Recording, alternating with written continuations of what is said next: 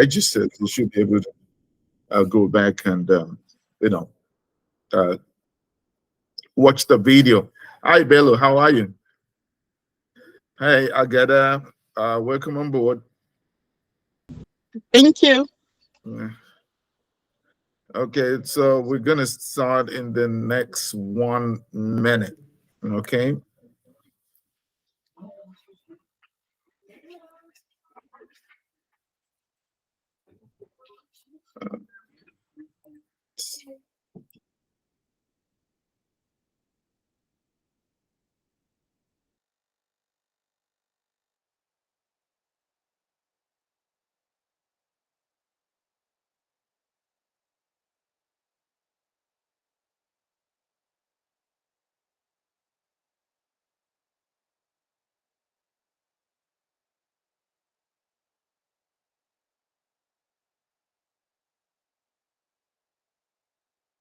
All right, this is 7:05. If you don't mind, can y'all just like put your cameras on so I can put some face to the names and say hi from Dallas over here. How you guys doing? Hello. Hi everybody. All right. So let's get started. Hi. Hey, thank you, WC. Thank you, Jespray. How are you? Debola, how are you? How's everybody doing? It's really cold over here on my side. It's like 10, 12 degrees Fahrenheit. It's really cold. I mean, I don't say it's like in Canada. I know you guys are always staying cold, but this is really cold for me. Uh, all right, so let's get started because I intend not to keep us here more than the 1 hour. All right, so let's sit back and relax and enjoy the ride. Okay, so I'm gonna start off where we stopped yesterday. I had promised us we're gonna go into a deeper dive into the project life cycle because that's really um, where the meat is because where the tire meets the road because you learn all these things about principles, you learn all these things about concept, but then you wonder, how do I apply them? How do I actually get to do it? So today I'm going to be using one of our case studies as a simulation in order to reinforce what we shared yesterday. So that's what is going to be happening today. So just give me a second while I share my screen, and then we get started. All right. Okay, so can you all see my screen just to be sure before I start, talking? Can you guys? Yes. All right. So welcome again. This is day two of our 2024 masterclass for the project management, practicums that we provide here at Polar Consult. This 2 day, masterclass is really to give you a snapshot of the value that we can add to you as you want to pivot to become a project manager, or maybe you're already a project manager, you just want to be sure that you know what it is that you're doing or how to actually apply the knowledge. Or if you don't have any knowledge at all, but in order to start building your skills base to transition to becoming a project manager. So that's what we're trying to do here, to showcase the value that we can add to you and help you in your journey. And also, let me point out here that we're not just trying only, just to teach you and train you how to do it, but we also will help you get your resumes prepared, prep up for interviews. We even have mentorship services that we also provide as part of the overall offering that we provide with our practicums, whether it's for the business analyst class or for the organizational change manager or the project management that class that you're attending today. Where this is it's all encompassing, because the idea is that we want to see you grow. We want to see you get that job. We want to see you keep that job and keep on excelling and flying our flags high over there. So that's what we do here.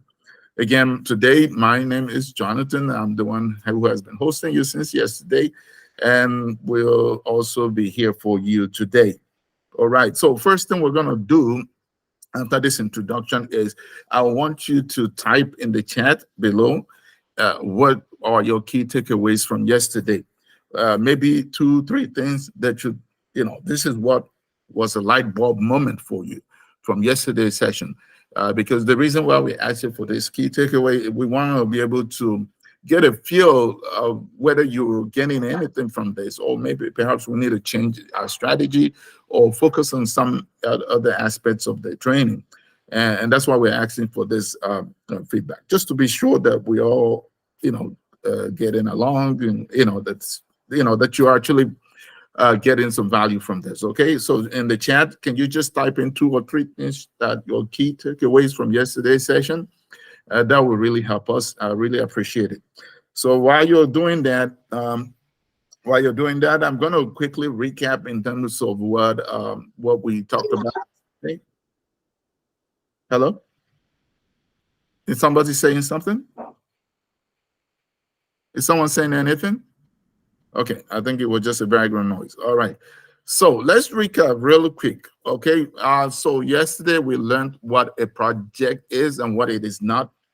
We also learned about who a project manager is and the key skills that a project manager needs to be able to succeed.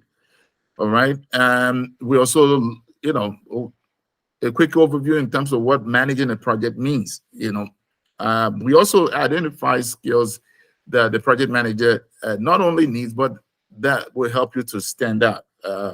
Okay.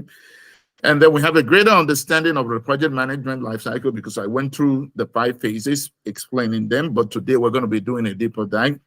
And then also talked about the triple constraint. Remember, time, your scope, and budget, right? Remember that? And also, you have a better understanding of the concept of critical path. That it is, or what I call it, the dependency path, because it's the longest set of activities that you have that have a greater impact in the duration of the project. All right. Then we also looked at the principles, project management principles, and we explained, or rather I explained to you, that principles are guiding rules that govern your actions. Basically, it provides you a guide in terms of, how the decisions you make regarding project management.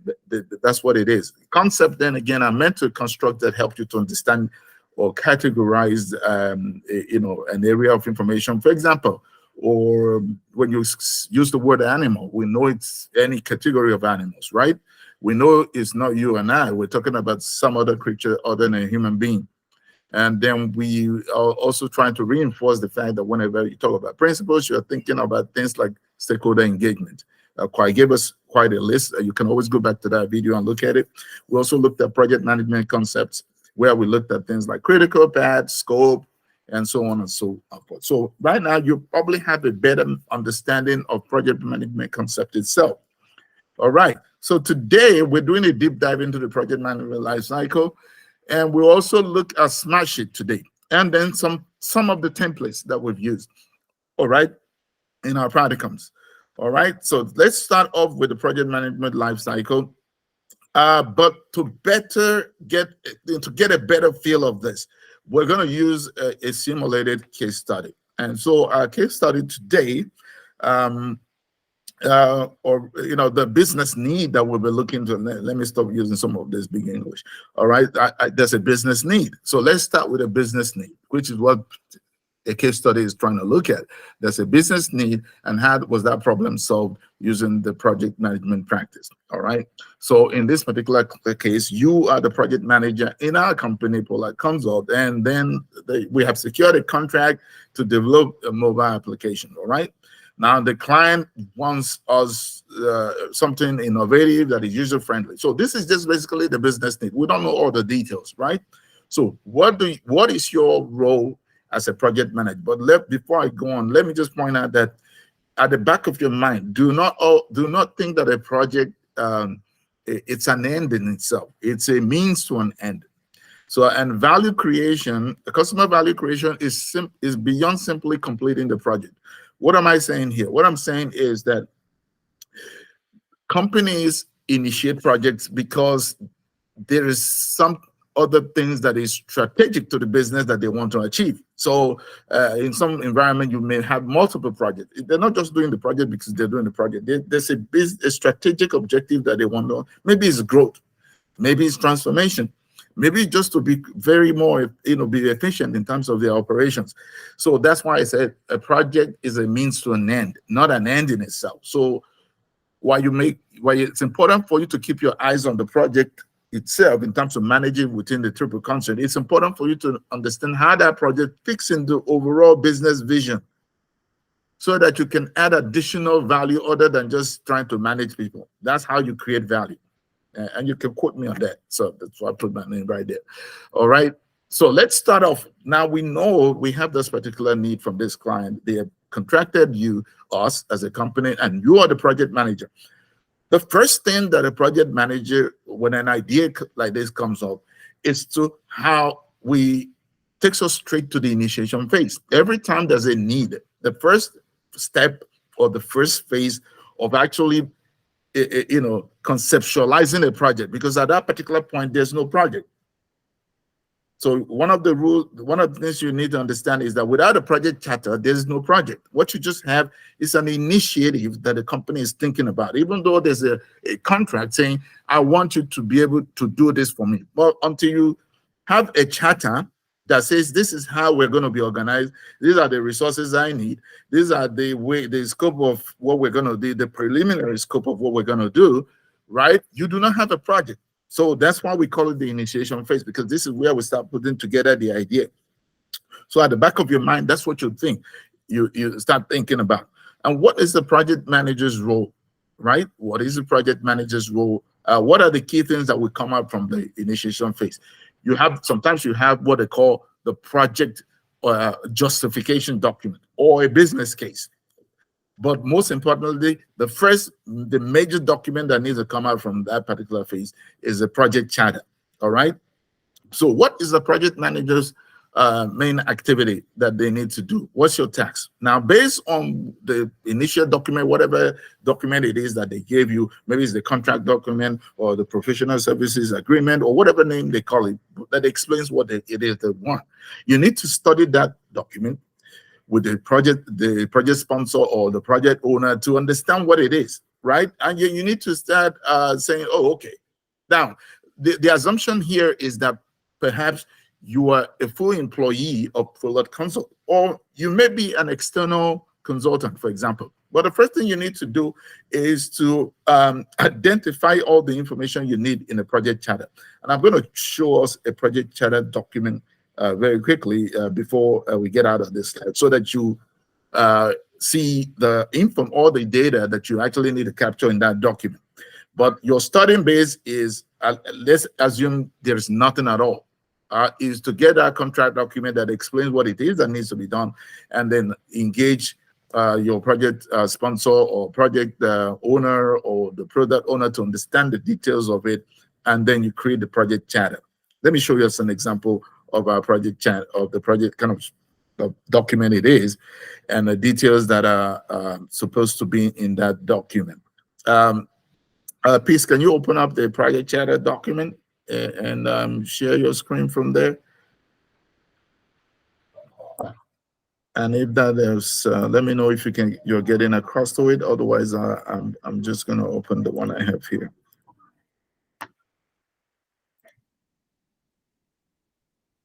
I'm sharing right now. Okay, so let me. Are you opening it? Yeah, I am. Okay, let me stop sharing.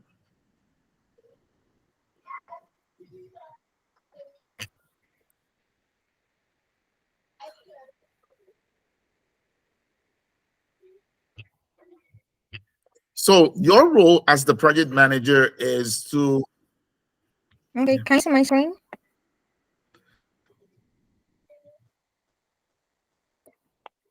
Well, you can't see your screen yet.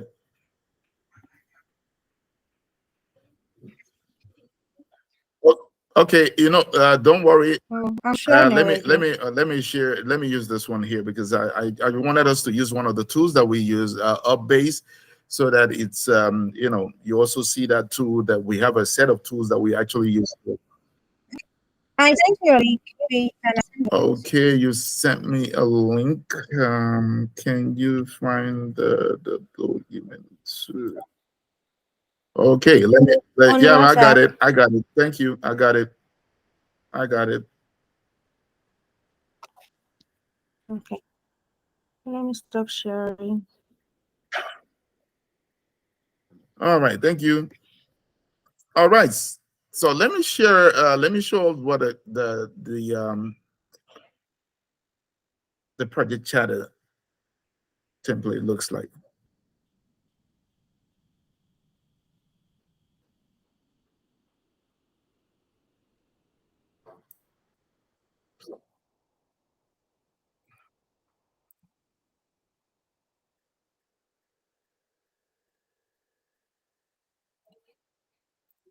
All right. Can you guys see my screen? Yes. Yeah.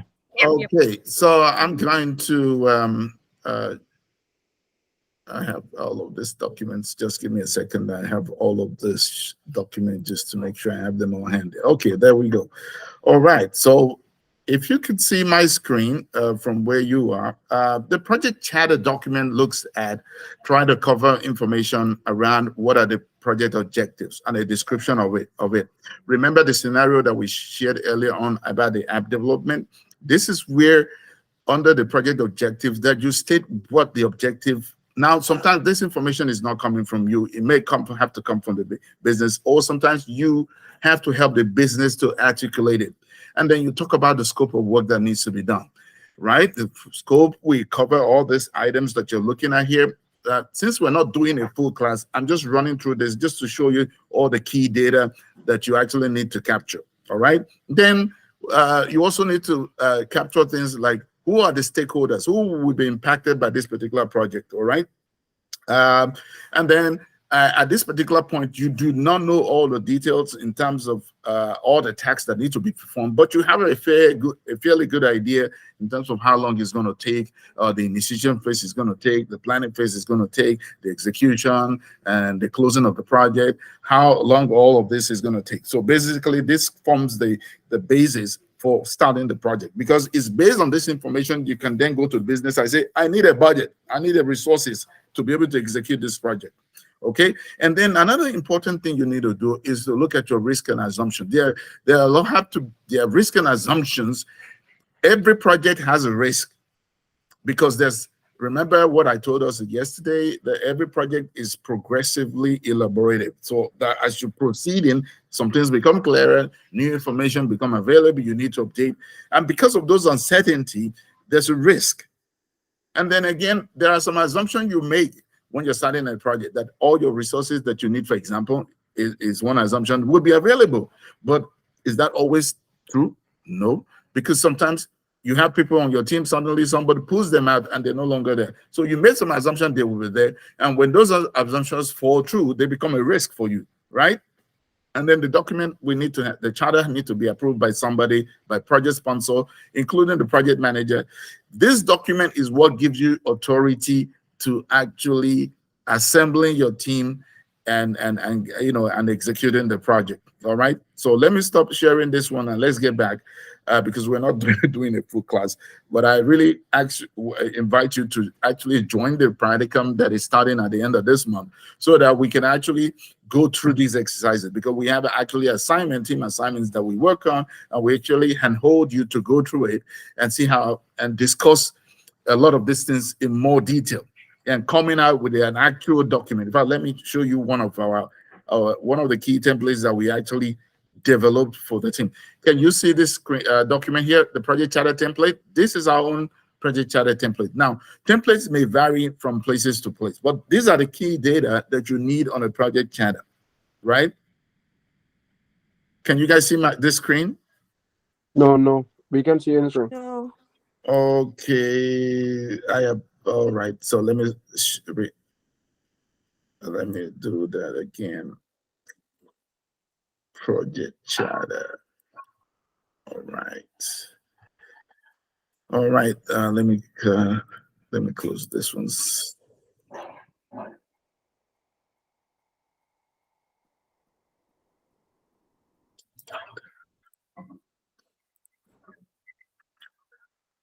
All right.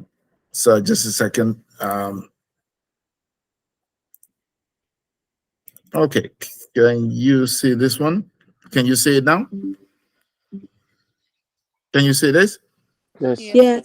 Okay. So this our standard project charter template. Now, what you need to understand about templates is that there is no hard and fast rule about its layout. What is key is actually the data you're collecting.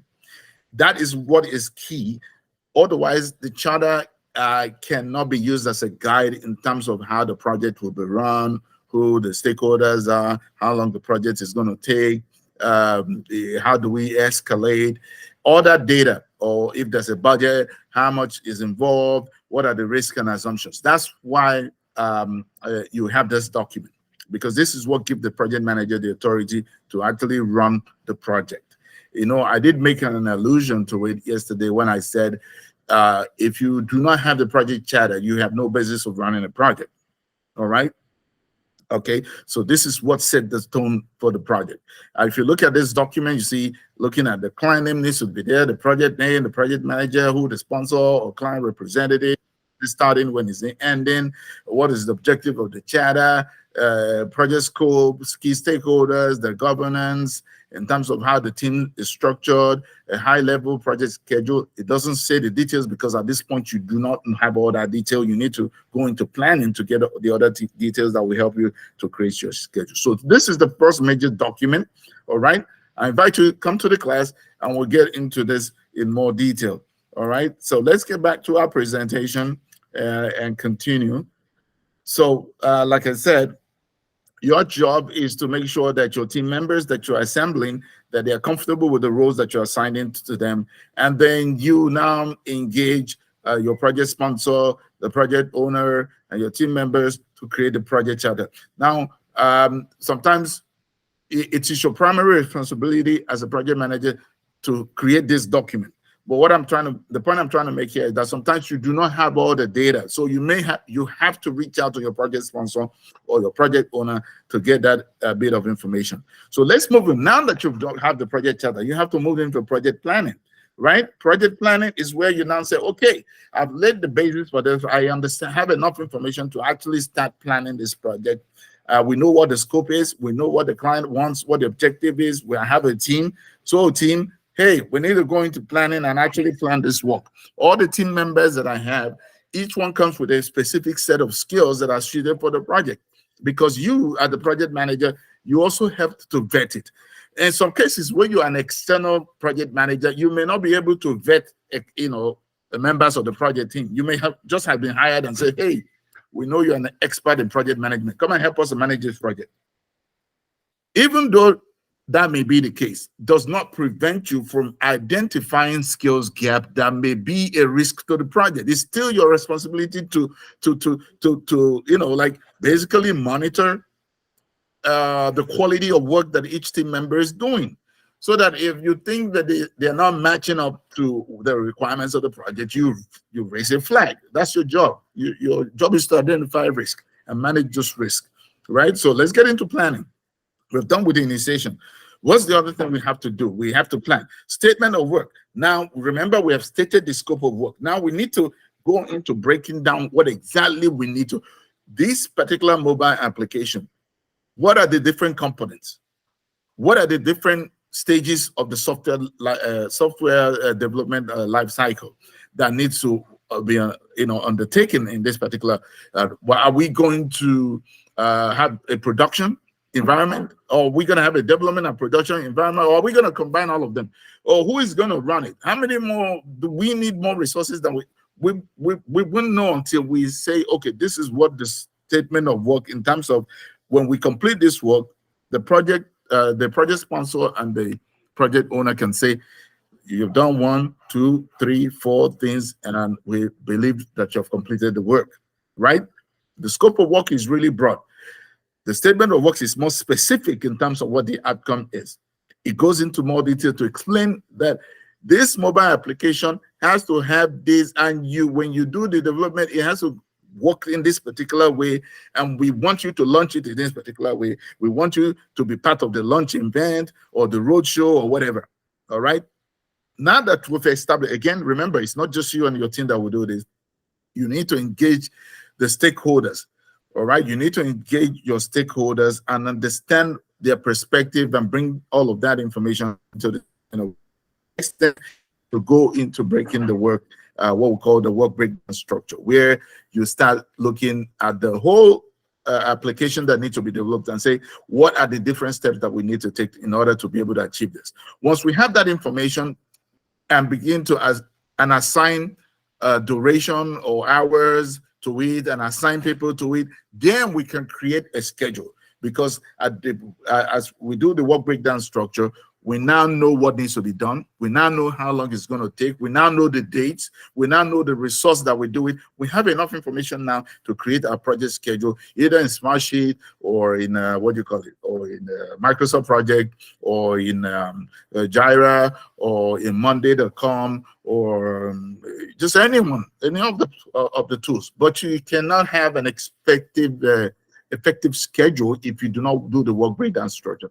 And this is one of what areas I usually stress. This is where you really need to spend time, because whatever you do at this point, whether you get it right or wrong, is going to haunt the project throughout the entire project. It's going to be, if you get it right, your project is likely to run smooth. You have a greater chance of success than not getting it right at all. So if you need to spend more time here, then let the management or your sponsor know, hey, I think there's a lot of risk here. Let's spend some more time to understand what we need to do. All right. And then after, you create a project schedule. Let me show you what a project schedule looks like in Smartsheet. So I'm going to stop at this here and go back to Smartsheet. Let's take a look. Let's take a look here. And I'm going to share my screen. So this is our Smartsheet view, right? Can you see it? Smartsheet, can you see the screen? Yes. Can we see the screen? All right. So this is Smartsheet. I'm not going to talk about, train you on Smartsheet today, but if you do join the class, we do have a bonus session where we actually walk you through and explain the whole project management tool around Smartsheet. But here in one of our cohorts, we actually developed a project schedule after we've broken down the work into all those same 5 phases that you see in the deck in the presentation I just shared with us, right? For example, in the initiation phase, you have all the activities that need to be done. You can actually track the status. You can be able to track if there's a scope change assigned to, who is assigned to, you have the start date, you have the percent completion, you have the duration, you set those dependencies. Remember, we talked about dependencies, right? Earlier on. And this is also how you identify your critical path. For example, when I go to my Gantt chart view, I could go here and say, hey, show me my critical path. Do you see that icon right over there, right? When I click on it, let's just say that I had a lot of dependencies on this project. It would mark out the line for me and show me what my critical path is. So I don't have to go back, start doing calculations on the whiteboard, trying to figure out. These project management tools, they do all these things for you. One other thing they do for you is your reporting. Instead of all the status report documents you create everywhere, when we train you here, we show you how to generate all those issue log, dashboards for your senior leadership, a dashboard for the team members. And let me show you an example, for example. I must bit my tongue here. So let me show you an example here. We have, okay, so this is our folder for one of the projects. And this is the project team status report. All right, that shows us the percentage of the project. It shows us how many the budget, actual and the variance. It also shows us late and upcoming tasks by the resources assigned to, and if we have milestones on them, it tells us. If we click on any of these reports, it actually takes us to a more detailed report. So with this, I can have a meeting with my team members and actually go through the entire project without having to open one spreadsheet here, open another Word document over here, or start looking for PowerPoint. That's the beauty of these tools. All right. And then you also have the one for executives. We actually have one that we use for our executives. All right. For example, this is our executive dashboard here. All right. Where because with all the data you have, all the data that you have in a project, executives look at certain metrics different from the project team members. Okay. So with tools like Smartsheet, you can actually, like create different views for different audiences. All right. So that's enough for on Smartsheet. Let's get back to our presentation. Let me also show us what our statement of work. Now I've shown us the project schedule. Let me show you what that if we have the time, statement of work. All right. So again, statement of work try to focus on certain key information that are essential for managing the project itself. Let me show us that right away. All right, statement of work. All right, statement of work. Again, you can see what you're going to see in project documentation is that certain data gets repeated over and over again. For example, the project. What is the purpose of the project? What's the objective? What is the scope of work? The reason why you provide this preliminary information before you start going into the details of the scope of work is so that if I give this document to someone to give them a better understanding, you don't want them to begin to ask, what's the objective of this project? Yeah, I see scope of work, but I don't understand the objective of this project. So you provide this information to help them make sense of the additional information that you provided, the specifics of that particular document. And then in the statement of work, we talk about deliverables, we talk about the schedules, the milestones, we talk about who is actually doing what. All right. And we'll talk about the change control as well. Again, like I said, if you come to our practicum, we would go into the details of this and where you actually we use actual case studies to actually to reinforce these learning points. All right. Let me stop sharing and get back to our deck. All right. So at this point, we've looked at initiation. We also looked at planning, and we've seen a statement of work.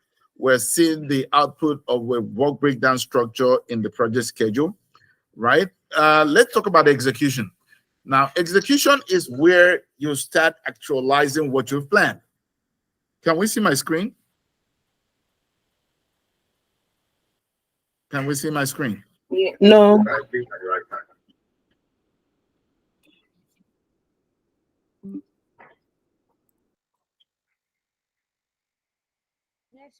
All right. So we've dealt with initiation. We've also dealt with planning. Now let's talk about execution. Now, execution is where you start actualizing what you planned. Remember, at this particular point, you've identified the tasks that need to be done. You've also identified who will do it. You've also identified how long it's going to take. Now you have a schedule that you can use to track what people are doing. At this particular point in execution, you actually start working. All right, you actually start working, right? So we've talked about planning. Let's move over now and talk about execution. So in execution, now, if you notice, I've combined execution and monitoring and controlling. Yesterday, I had explained to us that immediately you have a project chatter. You need to, and you start assembling your team, you need to start reporting on what is going on. And that's why when you look at in my schedule, the way I teach it is that you need to embed monitoring and controlling immediately from your initiation all the way to closing of the project. Okay, because immediately you will have the project chatter. You already have a project because that gives you authority as a PM to start it. You need to report. What exactly are you doing?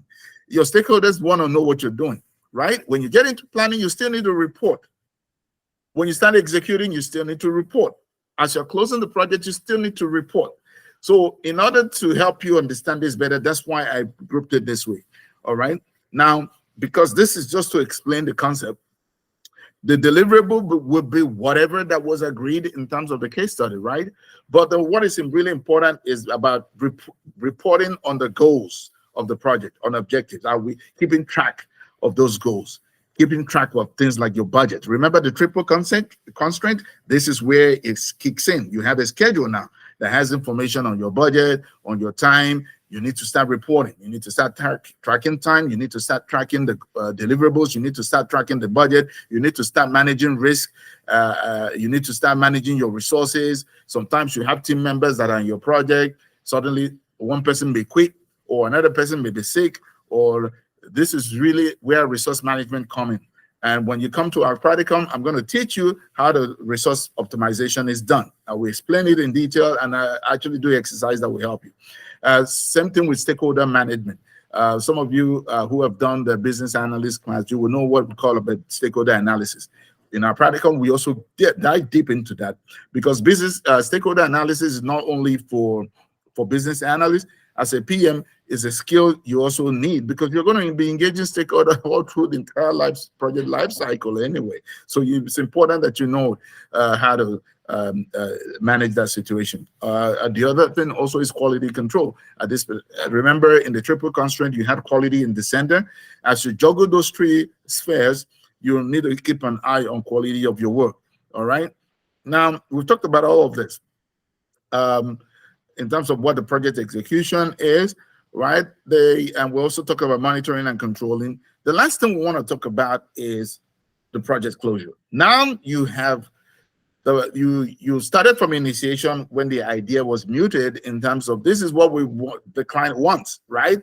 And then you sat down with your team after you've gotten the project charter, after you got the authorization to actually start the project. You give the project a name, you assemble your team, you went into planning mode to plan the work itself, talking to subject matter expert and so on and so forth. Now, after you've gotten all that data, you say, okay, let's break down this particular product that we want to deliver, right? You identified the tasks that need to be done. You identified the resources that will do it. You identified the time it would take by, talking to to subject matter experts, or even drawing from your own experience, all right? And then you created a schedule. Now you've gone into execution. Now it's time to close the project, because you have delivered the product. Now you're wrapping up everything, and you're trying to submit a report. This is the lessons that we've learned on this particular project. These are the deliverables. We've handed it over to the customer. This is our final report. And at this particular point, we want to close the project. If you notice, again, controlling and closure is part of closure of project closure in the project life cycle, like I explained earlier on. And at this particular point, the two key things that are important is lessons learned, because the way the project management framework is designed is to enforce what we call continuous process improvement. So the framework is a process that we guarantee measurable outcome and then repeated outcome. Because if you follow a process, what happens is that if I make a mistake, I could correct that mistake and improve on that particular process and make the next one better. So that's why we do lessons learned, because it's part of continuous process improvement. So if there were mistakes we made on the project, we need to document that, so that the next thing that is coming, or maybe we take on another project, we will not repeat the same mistake. Like someone like Miles Monroe would say, he said, if I make a mistake, it's on you, it's on me. But if you make it a second time, then it's on you, right? Then the closure report basically wraps up everything and explains what has been done. Let me show us what it looks like, what a project closure, our own template that we use here. Let me share that with let me show that on the screen. Let's take a look. Project closure report. All right, so we can be a little fancy here in Poland Consult, so please don't just say, oh, this is the particular standard, but we really like the quality of what we do in terms of documentation and stuff like that. So, but this is typically what your project closure report should contain is an executive summary, what the project achievements, right? The key deliverables from the project, the lessons learned, and then the project closure action points. And then if you need to acknowledge anybody, in terms of all the help, because this is all, again, is part of stakeholder management, right? You acknowledge those that supported the project, people that were outstanding, not just from your project team members, but from across the business, right? And then, of course, you conclude. Now, and again, if you look at the executive summary, it's trying to say, hey, this is what we've achieved in summary. This is, okay, this is what we've achieved in summary, but these are some of the key milestones, okay, or key, so sometimes some of these achievements may be tangible in terms of product. Sometimes it's really about client satisfaction. Remember what I mentioned about customer value creation, if you remember, all right? How did you impact the business? Remember what I said, that projects are a means to an end, not an end in themselves. So that's why you're seeing some of this stuff. But again, the triple constraint is important. Did you meet the project? This is where you talk about, did we meet the project? Did we complete this project on time? Were we on budget? Were we on schedule? Did we achieve in terms of the scope of the work that was done? What were the key deliverables? Because the reason why these documents are important is that they find sometimes, especially for public companies, suddenly there's an audit, and they want to see how, all the projects that they were assigning millions of dollars, how did they do it? This is where these documents come handy. And this is one of the things I try to explain to people. Yes, you do agile, but it's important to have these documents. No matter how sketchy they may be, it's important to still have this lessons learned and documented, all right? In agile, we do it, but some people say, I don't, it's a waste of time. Let's just get on to the next product. Let's launch and maintain the product and move on. Well, it's good also, but it can be expensive, all right?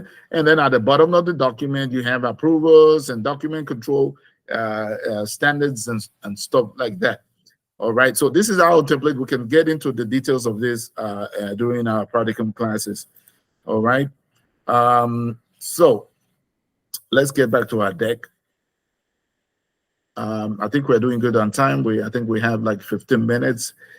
And we should be, I promise that I'm not going to keep us here longer than necessary. All right. All right. So we are at the project closure point using the project management life cycle. So we've moved from initiation all the way to closure. And at the closure, like I was trying to explain, is to ensure that all the objective and client requirements have been met. We conduct a final quality check to make sure that the product is working as expected. We also obtain a client approval. Well, of course, we release the product to the customer.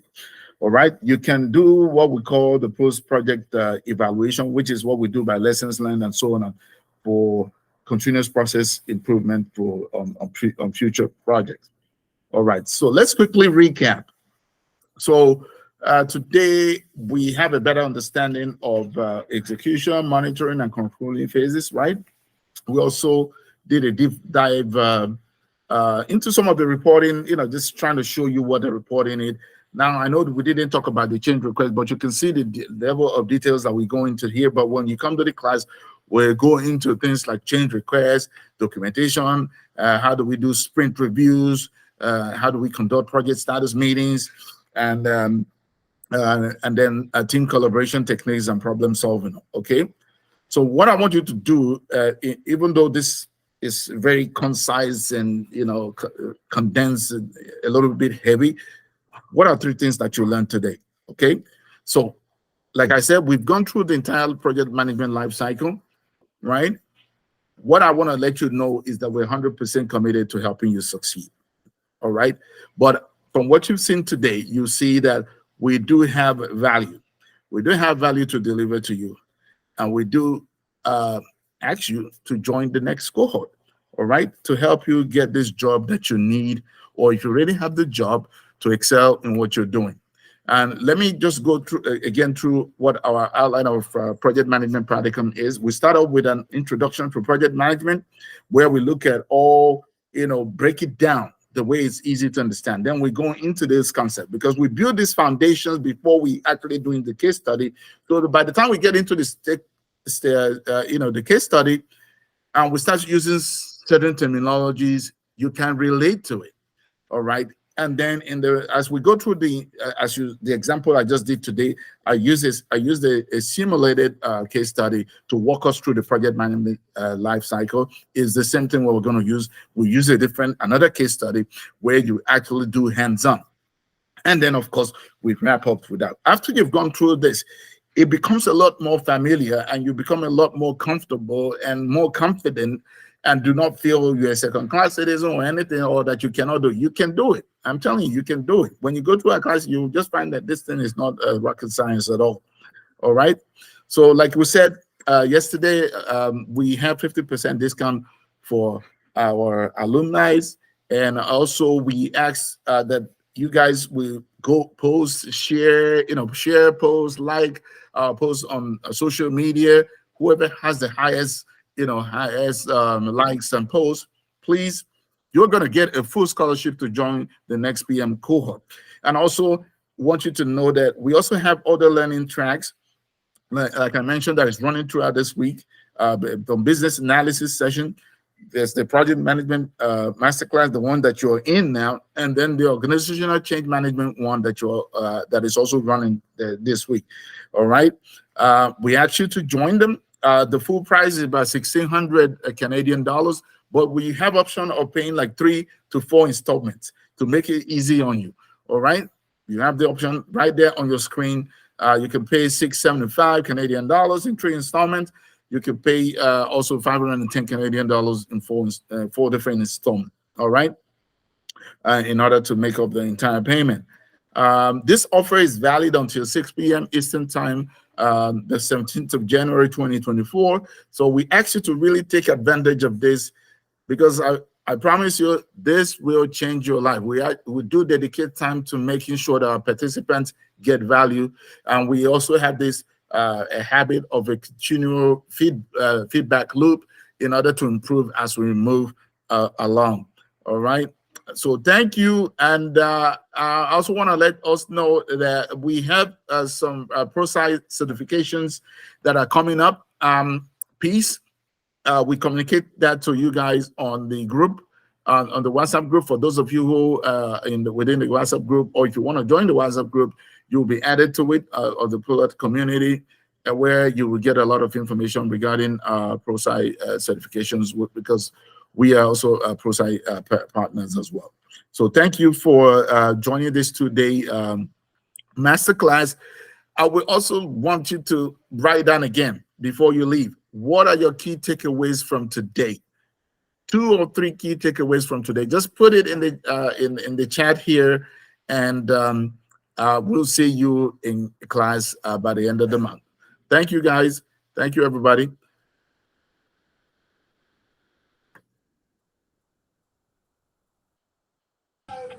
Thank you. Okay. All Thank right. you. Thank you. For you to join the community. Thank you. Thank you. Our community, if you're not part of it, and you can get more information from there. Okay. I have a question. Yes, please. Okay. How I can connect on WhatsApp to get an update How can you connect to on WhatsApp to get update? Peace? Hello, Peace. Yes. I just sent the community link for you to join, and you can reach out to us.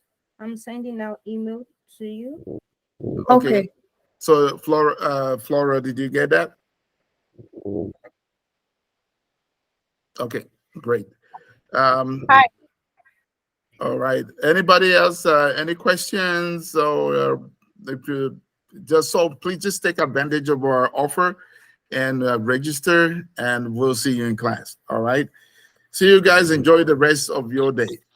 Bye. Please help us Hello? drop Yep. takeaways you've learned today. We really appreciate that. I've not seen anyone drop it yet. You said So Yeah, give Help us drop your your key takeaway. takeaways from today. You can drop it at the chat section. so I have a question. Yes, Bello, go ahead.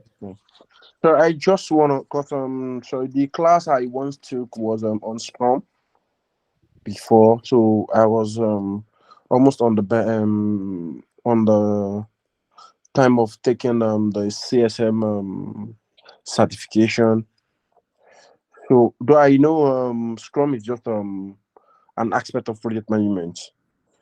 So I just want to confirm, or I just want to ask, are we they said a Scrum Master can also be a PM can also act like a Scrum Master. So I just trying to see the correlation between both, or if I'm still on I'm the right chain of career. Okay, so I will answer the question, but let me ask you this question first. Okay, sure. What do you want? What do you want? I want to be, because what I actually opted for was to be a Scrum Master. So I've actually had I would say a little, I wouldn't say an in-depth knowledge. I would just say a little knowledge about Scrum because I've taken some classes on Scrum. I was even preparing to do my certification before I held on to it before joining this.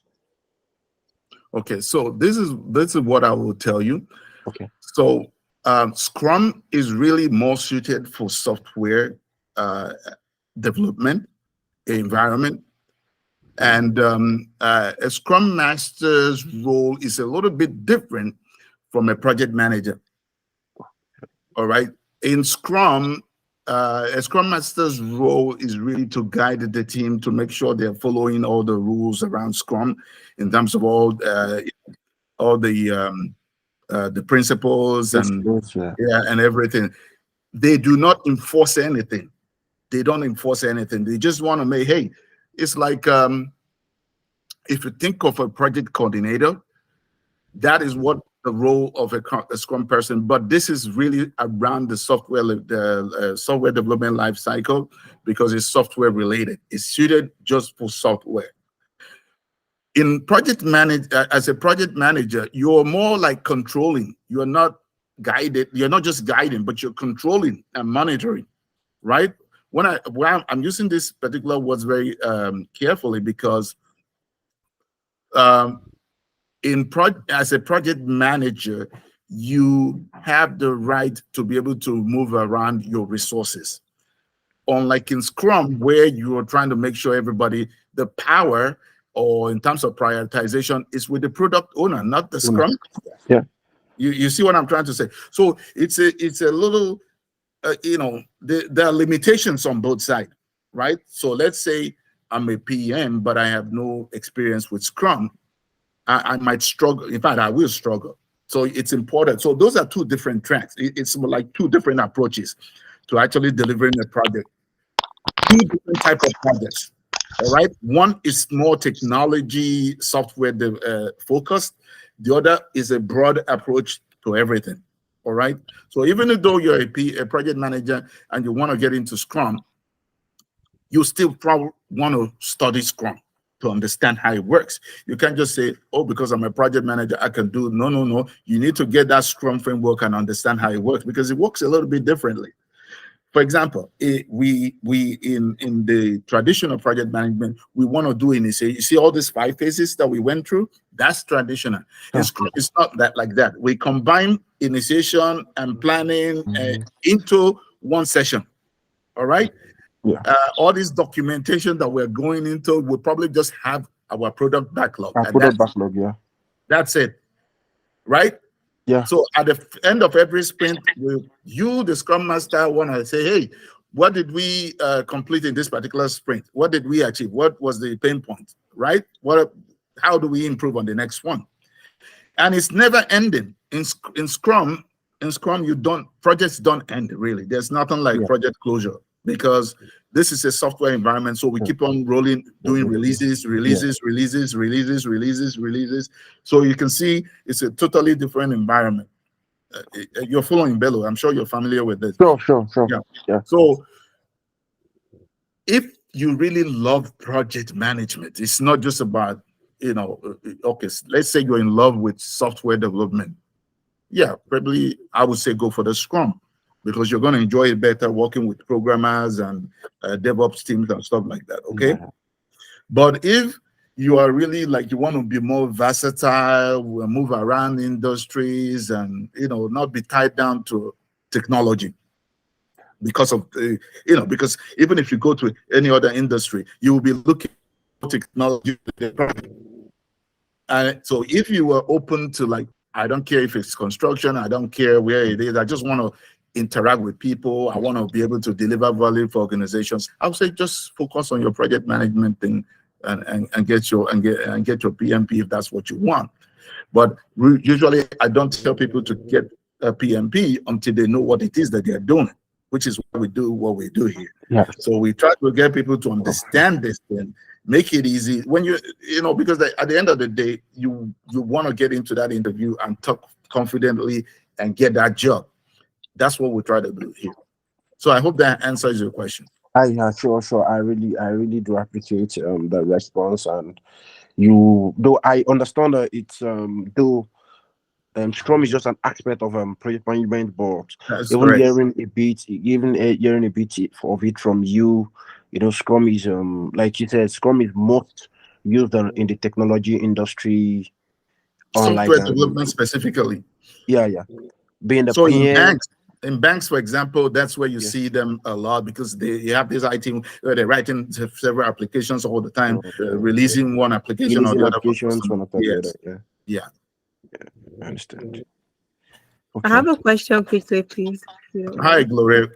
Hi, good evening.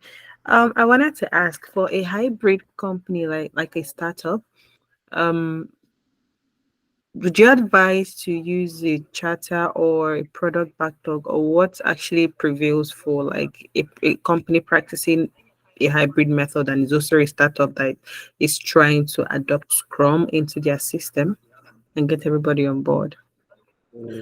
So again, this is really about the environment, about how mature people are. I always try to tell people, when you're trying to adopt a methodology, you need to look at the skill sets you have.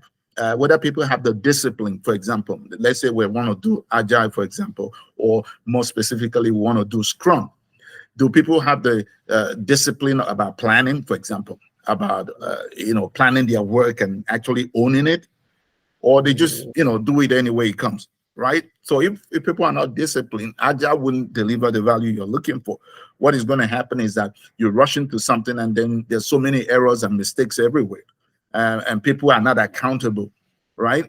But if you have an environment where people are used to process, they're used to projects, and you're introducing agile or Scrum because you have some software you're doing, it's a lot easier to execute. So it's not, hey, go and use do Scrum, or do agile. No. You need to look at your environment. Okay. So about the startup you asked of, Gloria, what exactly are they into? What are they doing? Are they software development? Are they into software development? Or they just Okay, they're into AI, dentistry, manufacturing, some artificial intelligence aspect of dental equipment and softwares. okay, so they're always coming out with some product releases and stuff like that. Yes. Okay, so it's Scrum that will work for them. Mm-hmm. So it's Scrum that works for them because they need the speed to market. That's the essence of the Scrum Agile thing. The idea is that we need to get products out very quickly. All these, like, condense everything. Don't wait until the final product. Be doing phase releases until keep on improving the product and all that. And you need a lot of speed to do that. Okay, so that since you're going to be doing a lot of software related stuff, Scrum probably works better for you guys. Now, I don't know all the detail. I'm just saying based on what you told me. Right. Thank you. Yeah. Any other question? Anybody? I think we got, okay. I think Our Okay, I time think is. sorry, no other question, but okay. I saw there's you said there's a I think there's a discounts for alumni. Or is That's there no correct. discounts for new students who are not alumni? There is. We're actually offering a full scholarship, and the only condition is that you need your the number of likes that you have clicked, on posts need to be higher than everybody else, and you'll get a full scholarship. So just go out there, That's post that's what you that's learned from this master class, post what you learned from this master, get all your friends on that's a, Only one that's a person bit can them, win. repost it, and then you have a full scholarship. that's a bit hard. There's only one winner. Uh, and there's only one winner. That's a bit hard. Don't don't But don't worry. Don't if just leave the decision. Leave that one for us. If if there alum, if so, there are but if actually alumni very can high get numbers, 50% at least, we should be able to get like 30% discounts. You said I can see alumni okay, has 50% discounts. okay, so no problem. Maybe there may be runner up. You never know. Maybe there might be runner up. Let's just go out there and spread the message. Like make the noise and get Oh, a lot of people to get registered. For the practicum starting at the end of the month. oh, And I mean, you might be surprised that you'll probably get the oh. 30% you're asking for, Bello. That's no so getting people sharing on WhatsApp. I think to me, instead of going on Instagram, the best place I can get people is through WhatsApp chats where people can join quickly because No, just likes and go ahead. likes Go ahead. likes likes and likes on Facebook or Instagram doesn't mean people would actually opt in for the I agree. practical. I agree. Just So do whatever you can do to drive traffic, to help what we're doing, and then we will look at To Debbie. add to You said that, how many we also times? have a referral bonus. If you refer somebody, Oh yeah, you have a that's true. referral bonus too. That's true okay, too. okay. If I refer somebody, there's a referral bonus. That is What if correct. what if we are starting together? You You still still get get the it. bonus. You still get Once the it. person mentioned that, oh, so person referred me, you have your bonus. Okay, we'll get people now. That's not hard. No, what All people right, wants Bello. to do, who wants to opt in for PMP, but it's we are students, so we're still trying to check for school fees. So adding these bills again, and you have to look for means of reducing the prices in all ratification, so we can actually pay for it and actually get value, but at a cheaper rate. Okay, fair enough. Um, so someone, Debbie, you had asked how many times do we do the master class? I think Peace just responded. All right. So, in the absence of, thank you guys. Remember, this recording, there's a transcript to it, and you also have a link to go watch it again. Let's have all your feedback and help us to spread the news. And hoping to see all of you in the practicum at the end of the month. All right. Thank you, guys. You enjoy the rest of the evening. Bye bye.